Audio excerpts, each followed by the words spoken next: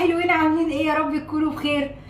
عملت لكم 3 انواع مربى: مربى البلح، مربى التين البرشومي بتاعنا، مربى العنب. عاوزه اقول لكم التلاتة اجمل من بعض. الموسم بتاع البلح دلوقتي، الموسم بتاع التين دلوقتي، العنب خلاص بيودعنا. فعاوزه اقول لكم اعملوا الوصفات دي، فايده، غذاء، ايه تاني، توفير. هتنفع عيالكم قوي في سندوتشات المدارس، في الفطار، حاجه كده عظيمه. بصوا يا حلوين، بناء على طلباتكم ان انتوا قلتوا لي اقرب من الحاجه واوريها لكم عن قرب. دي مربة البلح اللي عملناها اهي. اهي من جوه حط عليها واحده قرفه كده كشكل جمالي اهو، اللي احنا سويناها بيها اهو.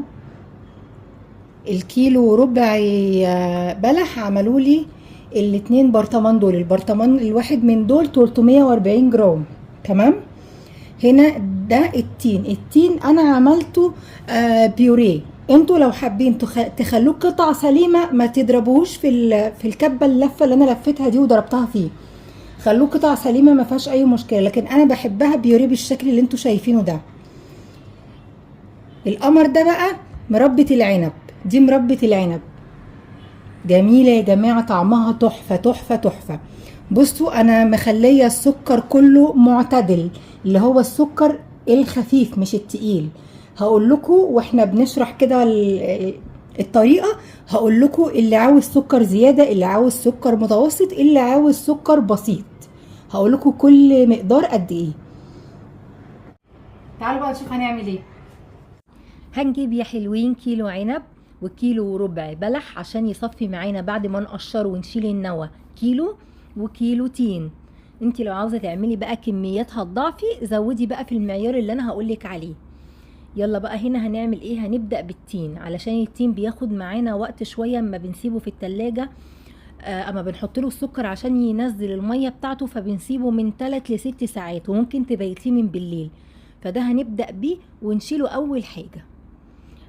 انا غسلته ازاي؟ ده شطفته تحت المية الجارية بس مش اكتر من كده، علشان التين قشرته ناعمة قوي وطرية، ما بتستحملش، مش هتستحمل بيكربونات او خل او الكلام ده كله. فبنغسلها بالراحة كده واحدة واحدة كده، مش اكتر من كده، وبنقطعها. هنحط على كيلو 250 جرام سكر، يعني ربع كيلو سكر. انت حابة ده؟ انا عاملاه اقل حاجة في السكر. الطبيعي اللي هو المعتدل من 300 ل 350 جرام للكيلو. اللي بيحط بزيادة بقى، فيه بيحط 450 و500. فخليكي معتدلة، يا 250 جرام يا 300 جرام، حلوة قوي. علشان الحاجة اما بتبقى مسكرة زيادة عن اللزوم، بالذات المربى، بتبقى زعقة قوي ويعني بتجزع كده اما بتبقى مسكرة زيادة عن اللزوم. هنغطيها ونشيلها على رف التلاجة. انا سبتها قعدت معايا حوالي 4 ساعات. اهم حاجة تنزل الصوص بتاعها ده، اللي هيخلينا نشغل عليها النار ونهدي عليها. معانا بقى العنب برضو بننقعه بس من نص ساعة لساعة. برضو حطينا للكيلو عنب، حطينا له ربع كيلو سكر. غسلنا العنب ازاي؟ فصصناه كله وحطيناه في بولة فيها حبة خل ومعلقة بيكربونات صوديوم، وسبتهم منقوعين حوالي 10 دقايق، وبعد كده غسلته تحت المية الجارية وصفيته، مش اكتر من كده. اهم حاجة يا جماعة الفواكه عموما غسلها كويس جدا، علشان الحاجات اللي بتترش ربنا يحفظنا جميعا ويحفظ ولادنا. نيجي بقى للاستاذ بلح. انا جايبه كيلو وربع بلح، علشان عقبال ما اقشره واشيل البذره بتاعته هيصفي معايا حوالي كيلو 100 جرام، يعني في الحدود دي. فقلت ايه؟ قلت اجيب البدايل عشان ابقى عامله المعيار صح. هنقشره، وحابه تقطعيه بالطول. هنا كان البخور تعبني فحطيته الناحيه التانية عشان كان كل الدخان جاي عليا. بصي، هتحبي تقطعي نصين بالطول براحتك، هتحبي تقطعي شرايح براحتك، مكعبات، ايا كانت التقطيعه دي ترجع لك انت في شكلها. لكن انا بحب اقطعه، بقسمه من النص وبقطعه شرايح صغيره، بحبه صغير، قطع صغيره مش كبيره. هنا بقى قلت ايه؟ هقشر بس دول قدامكم، هوريكم انا هقشرهم ازاي، وبعد كده بقى هقفل الكاميرا واقعد. بصراحه مش هقعد اقشر الكيلو وربع وانا واقفه، فقلت اوريكم بس كام واحده كده انا بقطعها ازاي، وبعد كده هروح اقطع الكميه كلها. غسلناه ازاي؟ برضو غسلناه بيكربونات صوديوم وحبة خل، وشطفناه تحت المية الجارية كويس جدا عشان الرش اللي بيبقى فيه، وخليناه زي الفل وصفيناه بس كده. هنا حطيناه بقى في حلة تكون واسعة حلوة كبيرة، وحطينا عليه لتر وربع مية. حطيت عايرة كده لتر وربع مية، المية تبقى مغطياه من فوق، مغطياه زي ما انت شايفة كده بالظبط. وهنديله كام غلوة. بصوا بقى الريم اللي بيطلع ده نشيله بقى، نشيله أول بأول. سيبه بقى قد ايه على النار؟ احنا كده بنسلقه الأول، احنا ما حطينالوش أي حاجة. هسيبه على النار ساعة إلا ربع. مش كتير يا شيماء، مش كتير. البلح بياخد شوية سوا كتير، يعني بالذات مربة البلح بتاخد أكتر حاجة سوا. بصوا هنا بقى بدأ لونها يغمق معايا ازاي. هنحط لها سكر. هنحط بقى لمربة البلح قد ايه سكر؟ 300 جرام سكر. للكيلو بلح 300 جرام سكر. وللعلم البلح الزغلول اللي انا عاملاه ده، لو هتعملي البلح السمان برضو نفس الطريقة ونفس المعيار. هنعصر ليمونة كاملة، وهنحط المسمار اللي هو القرنفل، كام عود قرفة كده بيدوها نكهة وطعم حلو قوي. بس تبقي عدة عدد حبات القرنفل اللي حطيتيهم عشان نشيلهم، عشان ما يقعش في بق حد يعني، وهم بياكلهم كده ما بتبقاش لطيفة. هنفضل بقى سايبينها على نار هادية، وهنشيل برضو اي ريم يظهر قدامنا طول ما احنا بنقلب. هنشيله. هنسيبها على النار قد ايه بقى؟ هنهدي النار عليها، وهنسيبها من ساعة ونص لساعتين، على حسب البلح ونوعيته بياخد سوا قد ايه. انا قعد معايا حوالي ساعة ونص، مش اكتر من كده. والنار ما تبقاش عالية، وايدك فيه بتقلبي اول باول، علشان مفيش حاجة فيه تتلسع او تلزق في القاع بتاع الحلة. هنا كان خلاص بدأ يدخل معايا في السوا او شبه استوى. كان خلاص بقى عمالة اقلل ايدي فيه، ما بشيلش ايدي منه. المربى تقفي قدامها وما تسيبيهاش حتى وانت مهدية النار. كده كانت استوت معايا. السمك بتاع العسل انا بنزله كده واشوفه. اول حاجة بقى سبتها هديت شوية، ونزلتها بقى في طبق انا عاوزاها تبرد تماما علشان اعبيها في البرطمانات. شايفين سمكها؟ شايفين العسل بتاعها عامل ازاي؟ اعرفي انها ناجحه معاكي بالحركه دي. تمسحي بايديكي كده المعلقه، ما سابتش علامه مكان ما مسحتيها. تمام كده. هنخش بقى على ايه؟ على المربى بتاعه العنب. المربى دي جميله قوي يا جماعه، جميله جميله يعني. هنا انا كان برضو نزل شويه ميه كده، ما بنحط لهاش ميه. نزلتها ونزلت اي حاجه في اي سكر موجود، وهسيبها بقى تغلي لحد ما تنزل الميه بتاعت العنب، ينزل الميه بتاعته. ونفس الوضع هنقعد نشيل الريم. اي حاجه هتطلع على الوش هنشيلها. طول ما احنا واقفين نقلب كده اي ريم يطلع قدامك. مربة العنب ما بتاخدش وقت على فكرة زي البلح خالص. يعني مربة العنب اقصاها من نص ساعة لساعة الا ربع بتكوني عملتيها وخلصت معاكي. بصي بقى، انا هنا حطيت لها ليمونه، برضو عصره ليمونه. حطيت لها سكر قد ايه؟ انا كنت قايله لكم في الاول حاطه لها 250 جرام سكر. اللهم صل وسلم وبارك على سيدنا محمد. لو شفتيني لحد هنا ما تنسيش اللايك والكومنت، ولو مش مشتركه اشتركي وفعلي الجرس عشان يوصلك كل جديد مني. ولو ليكي اي سؤال اساليهولي وانا هجاوبك عليه بامر الله. وميرسي قوي، ميرسي قوي على تعليقاتكم الجميله اللي زي قلوبكم. بصوا بقى يا حلوين، المربى بتاعت العنب دي حابة تسيبيها سليمة ما فيهاش أي مشكلة. في ناس كتير قوي بتسيبها سليمة، لكن أنا كشيماء بحب المربى تكون بيوري، يعني كلها ناعمة كده. ما تفرزيها في الساندوتش تبقى مفرودة وناعمة. أيا كان سواء دي أو التين.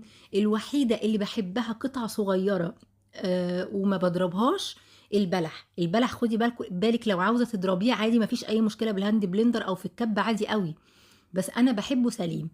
هنا كان العنب خلاص. بصوا برضو نزل لون احمر معايا كده، وريحته مش قادره اقول لكم على جمالها. وطعم المربى بتاعت العنب دي قمر يا جماعه، قمر. لو ما جربتيهاش قبل كده جربيها مش هتندمي. ولو حابين اعمل لكم مربى المانجا برضو بتطلع روعه روعه. هنا خلاص بقى برضو كان يعني ايه، كل شوية اشوف العسل بتاعها بقى سمكه قد ايه. ده اللي بيعرفني انا خلاص معايا المربى استوت معايا ولا لا. السمك اما تلاقيه تقل شوية كده وتحطيه على المعلقة وتمسحي بايديك تلاقي ما بيرجعش تاني مكان المسحة، او بيرجع بتقل قوي، اعرفي انه استوى معاكي بنسبة 100% خلاص.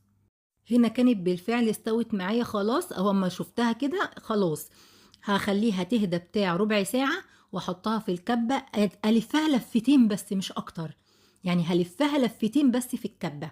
انا عاوزاها بيوريه بس برضو تكون ايه خشنة شوية، مش اللي هي ناعمة قوي. ولازم يا جماعة لازم بعد ما نضربها في الكبة او بالهاند بلندر لازم نغليها غلوتين تاني، ده لازم. اهو زي ما انتوا شايفين انا ضغطت الضغط مرتين بس في الكبة، انا مش عاوزة اللي هي ايه تبقى. بصوا هوريكم سمكها دلوقتي بالمعلقة، هي خشنة معايا بس اتفردت خالص، يعني اما اعملها في ساندوتش هتتفرد معايا. هنا بقى حطيت الحلة نفسها هي ورجعت تاني المربى بتاعت العنب فيها، لازم تغلي غلوتين معايا، الاقيها طقطقت كده زي ما انتوا شايفين، وخدت غلوتين يعني بتاع 5 دقايق تاني، عشان اتأكد ان الصوص كله تجانس مع بعض ومفيش حاجة تفصل عن بعضها. تمام، اهو بالشكل اللي انتوا شايفينه ده. وبرضو هروح انزلها في بولة كبيرة واسيبها تبرد تماما تماما. بقى لتالت وصفة معانا مربى التين البرشومي، احنا بنسميه في مصر التين البرشومي، معرفش بره مصر اسمه ايه. نزل بقى شوية مية وهننزل اي بواقي سكر موجودة في الطبق، وهنسيبه يغلي كام غلوة كده على النار، يبدأ بقى ايه ينزل في المية الصوص بتاعه بقى، يكون الصوص بتاعه. واول ما هيبدأ يغلي انا معلية النار، اول ما هيبدأ يغلي والاقي المية بقى طلعت وبدأ الريم يبان على الوش، ههدي النار خالص. هنا كان لسه ما بدأش يغلي. بصوا بقى هوريكم الحلويات دي المربى بتاعه العنب ودي مربى البلح، انا سايباهم يبردوا، شايفين الجمال؟ اظن بقى الشكل بيتكلم، بيقول انا قمر يا ولاد. بيقول لكم ايه؟ انا قمر يا ولاد. والله عاوزه اقول لكم الطعم خيالي. هنا برضو هنرجع بقى للمربى بتاعه التين بتاعتنا، الريم بدأ يطلع على الوش معايا، الرغاوي دي هنشيلها مش هنخلي فيها ولا، بصوا الهوا كده هنشيله، مش هنخلي اي رغاوي. وفي ناس بتحب تشيل اللي هي اسمها ايه البذر، في بذر رفيع كده في التين، في ناس مش بتحبه، بتجيب مصفية صغيرة كده وتشيله لانه بيطلع على الوش برضو. لكن انا كشيماء ما بيعمليش اي مشكلة، لان انا زي ما قلت لكم بعملها بيوري في الكبة او بالهاند بلندر، فبتبقى كلها ناعمة معايا. لكن انت لو حبها قطع وحابة ما البذر ده ما يبانش معاكي وتشيليه مفيش اي مشكلة.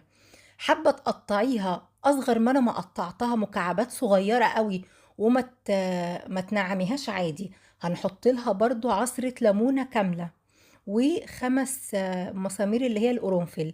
ليه انا عديتهم ال5؟ علشان بعد ما بتستوي معايا بقعد بقى ايه في رحلة البحث عنهم واشيلهم كلهم. هنا بقى ايه الريحه بقى عاوزه اقول لكم مسامير القرنفل بتطلع ريحه حلوه قوي قوي للمربى بتاعت التين، لو ما جربتيهاش قبل كده جربيها، بتفرق قوي قوي قوي في الطعم. هنا خلاص بقى كانت استوت معايا، برضو بعمل بالمعلقه كده واشوف العسل بتاعها ظبط معايا خالص الصوص بتاعها. هعمل ايه؟ برضو هسيبها تبرد معايا حوالي ربع ساعة او تلت ساعة، وهديها لفة كده صغيرة في الكبة، بس عشان الهاند بلندر بتاعي بايظ. لو عندك الهاند بلندر بالهاند بلندر كده وهي موجودة في الحلة مفيش اي مشكلة. برضو هخليها، بصوا مش اللي هي الناعمة او، بصوا بقت عاملة ازاي تحفة. هرجعها تاني للحلة وهديها برضو كام غلوة كده. بصوا سمكها بسم الله ما شاء الله اللهم بارك، عاوزه اقول لكم كثافتها وسمكها وطعمهم طالع احلى صدقوني من المربى الجاهزه بمراحل.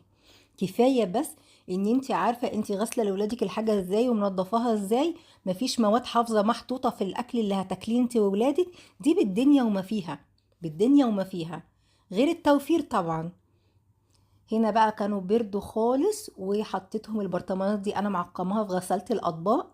وبرده العلب البلاستيك دي انا حاطه في علب بلاستيك لان انا مش عامله كميات كبيره هتقعد معايا، لكن انت لو هتعملي كميات كبيره وتحفظيها يبقى في علب ازاز افضل حاجه، وتكوني معقماها. اتمنى اكون بفيدكم وشرفتوني.